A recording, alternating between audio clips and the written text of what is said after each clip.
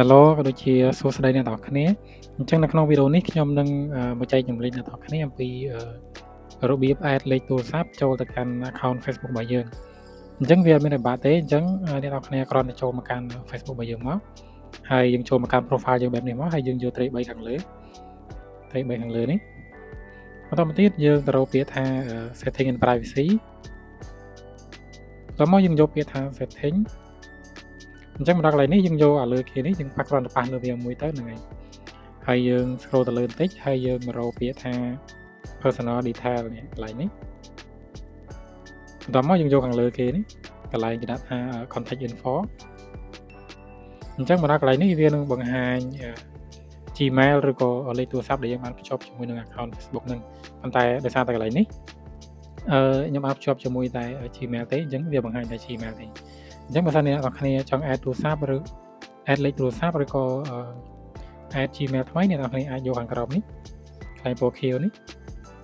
យើងចុចលើវាមួយទៅអញ្ចឹងមកដល់កន្លែងនេះវានឹងសួរយើងថាយើងចង់ add ជាមួយនឹង email ថ្មីឬក៏លេខទូរស័ព្ទអញ្ចឹងទៅអញ្ចឹងបើសិនអ្នកនរគ្នាចង់ add ជាមួយនឹងលេខទូរស័ព្ទអ្នកគ្នាយកឲ្យលើមក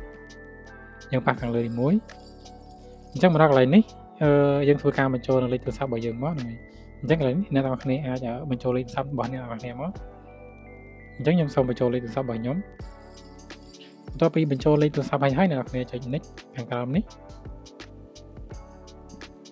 អញ្ចឹងវាកំពុងតែដំណើរការឲ្យយើងធ្វើការរងចាំតិចទៅ